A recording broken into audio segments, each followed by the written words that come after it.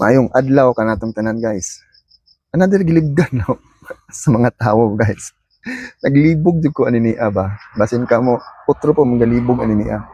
Kay kaning mga tao ba, kung unsay mga gipangbili, ano ka nang ganahan.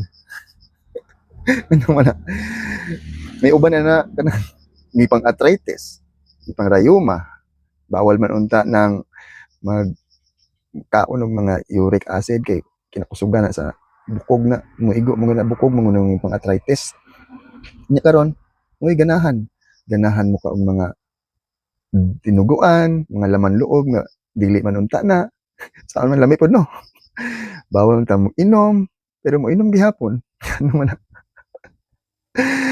kamo ko no sa man si ka libog naglibog jud ko ana naa kay kanang dili unta pakaon ganahan man noon. Yan ang uban gibawalan sa doktor, gipang bawal kay kontra sa health nila pero magakawat-kawat og kaon sa gipang bawal. Ano man unsa jay naa sa gibawal. Unsa ginaa sa gibawal di ay kamo. Ako galibog jud ko ana naa bahin na. Kay sa tinuod lang usa po ko sa nakalapas ana naa. Pero ang number 1 ro kanang ASF nga sakit ron.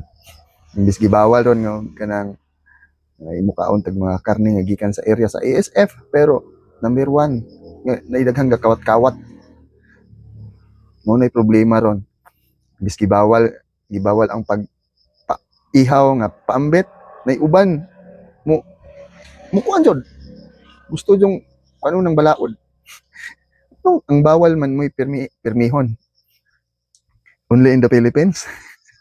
Nahitabo na. Bitaw.